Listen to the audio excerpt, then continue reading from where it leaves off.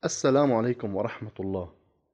C'est la quatrième vidéo de chapitre 8, Loi de Newton et ses applications.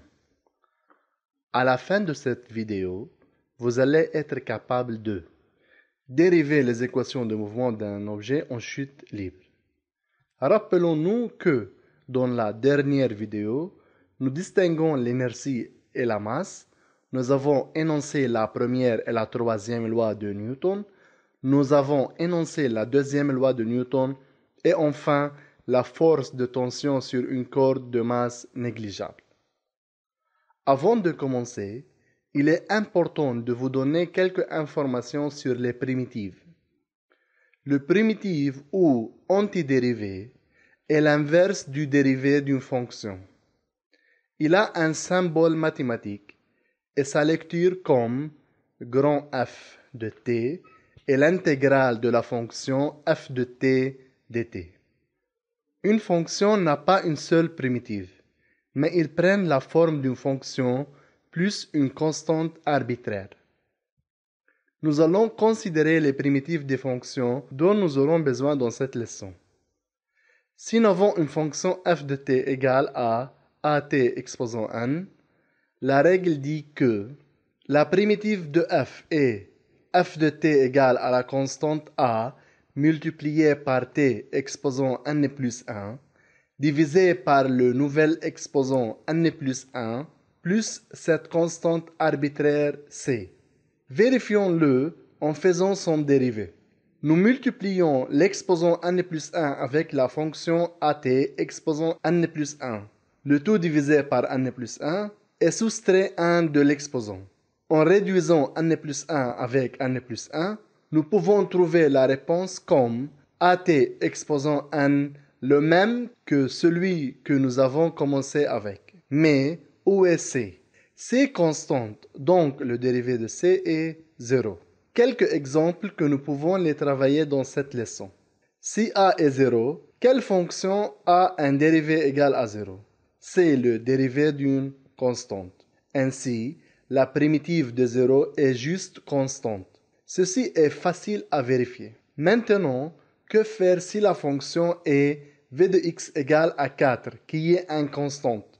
Si nous voulons suivre la règle générale primitive, cette fonction signifie qu'elle est 4t exposant 0. Remplacez n par 0 dans la première règle de la primitive. Nous pouvons obtenir la primitive comme x de t égale à 4t exposant 0 plus 1 sur 0 plus 1 plus c2. Maintenant vérifiez. D'une autre manière, vous pouvez vous demander quelle est la fonction dont le dérivé est juste 4 ou constante. Il est de 4t plus constante. Enfin, la primitive de 10t, et nous savons que t ici est exposant 1. Alors, suivre la règle générale mentionnée ci-dessus, nous pouvons dire qu'il est de 10t exposant 2 sur 2 plus c égale 5t carré plus c3. Et pour le vérifier, fait le dérivé pour cette fonction, nous pouvons dire que c'est juste 10t parce que le dérivé de c est 0. Notez que les constantes c, c1, c2 et c3 sont déterminées à l'aide des conditions initiales. Par exemple, c2 est x à t égale 0, qui est x0, et c3 est y à t égale 0, qui est y0. Avec les exemples prochains, il sera plus clair de le comprendre. Exemple de question. Déterminer les équations de temps x de t et y de t, sachant que les vecteurs d'accélération, de position initiale et de vitesse initiale sont respectivement vecteur a égale moins 10j, r0 égale 2i plus 3j, v0 égale 8i plus 7j. Afin de résoudre cette question, utilisez ce tableau que nous appelons tableau de primitives. Remplissons d'abord le composant du vecteur d'accélération le long de l'axe x et le long de l'axe y. Après cela, utilisez la primitive pour trouver les vecteurs v et r. D'après la donnée, ax égale 0 et AY égale moins 10. Maintenant, trouvez Vx. Il est constante. Pourquoi? Parce que la primitive de 0 est constante. Maintenant, quelle est cette constante? Pour trouver les constantes, nous devons trouver et écrire les conditions initiales et essayer de trouver leurs composantes. Le vecteur R0 équivaut à 2i plus 3j. Cela signifie que x0 égale 2 et y0 égale 3, tel que x0 et y0 sont les conditions initiales de la position. Tandis que v0 égale 8i plus 7j. Cela signifie que v0x égale 8 et v0y égale 7 en mètres par seconde, et tel que v0x et v0y sont les conditions initiales du vecteur vitesse at égale 0. Maintenant, revenons à la table. Qu'est-ce que c'est Vx donc? Comme c'est constante, donc c'est égal à V0x égale 8. Pour trouver Vy, ensuite, nous revenons à la règle et il sera Vy égale à moins 10t plus C1. Alors, maintenant, à quoi est égal C1? Nous devons revenir aux conditions initiales et il est de 7. Il est donc écrit comme moins 10t plus 7. Pour le vecteur R, le composant x est le primitif du Vx. Ainsi, la primitive de la constante est 8t plus x0 qui est 2. Donc x égale 8t plus 2. Alors que y égale la primitive de Vy égale la primitive de moins 10t plus 7. La réponse est moins 5t carré plus 7t plus 3. À partir de maintenant, le constant peut être écrit comme x0, y0, v0x et v0y dans les équations horaires. Commencez avec le chute libre. Pour comprendre le concept de chute libre, nous allons observer deux expériences différentes et faire quelques comparaisons. Expérience 1. Une boule de bowling et une plume sont mises à tomber ensemble de la même hauteur en même temps.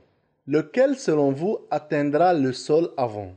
Regardons cette vidéo, extraite de l'expérience réalisée par Brian Cox dans la plus grande chambre à vide du monde.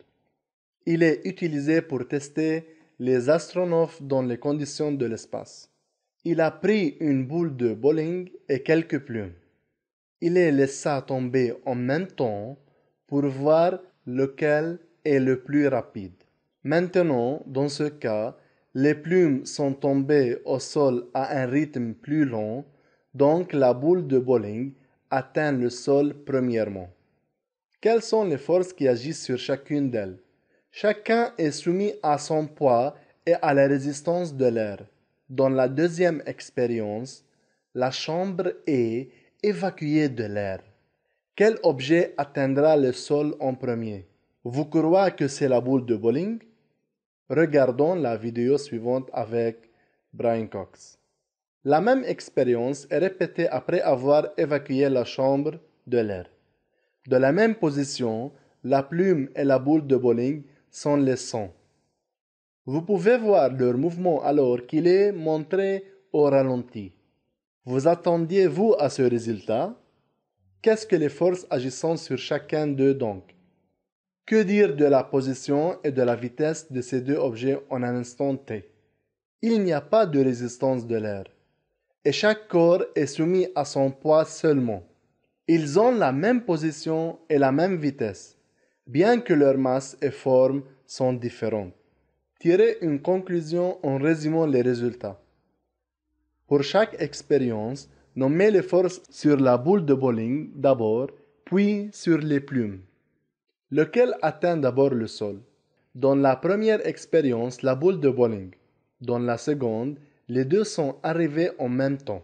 Comparez la vitesse. Dans la première expérience, la boule de bowling était plus rapide. La seconde expérience ayant la même vitesse.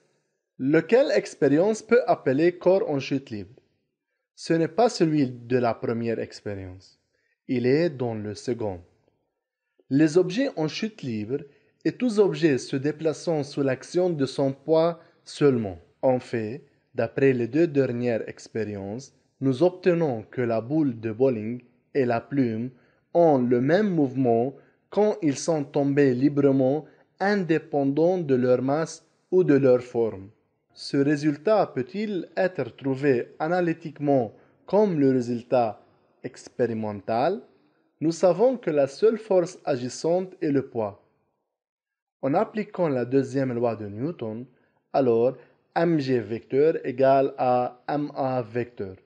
Donc, a vecteur égale à g vecteur.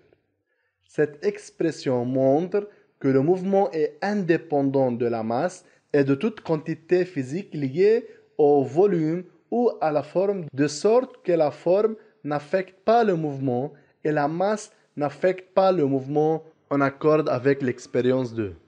G peut avoir comme unité mètre par seconde carré et de même newton par kilogramme. Pour cela, G est appelé accélération gravitationnelle. Quelques exemples sur les objets en chute libre sont le lancement oblique d'une particule, le lancement horizontal du mouvement vertical vers le haut et le mouvement vertical vers le bas, en plus le mouvement des satellites. Négligeant la résistance de l'air et les forces exercées par le Soleil et d'autres planètes, les boules et le satellite sont des objets qui tombent librement. Cette leçon, nous allons parler de tous ces cas, sauf le mouvement du satellite. Résumé de cette vidéo, nous avons dit qu'un objet en chute libre est tout objet se déplaçant sous l'action de son poids seulement, et un objet en chute libre ne dépend pas de la masse et la forme de l'objet. C'est la fin de la quatrième partie de ce chapitre. Merci pour votre attention.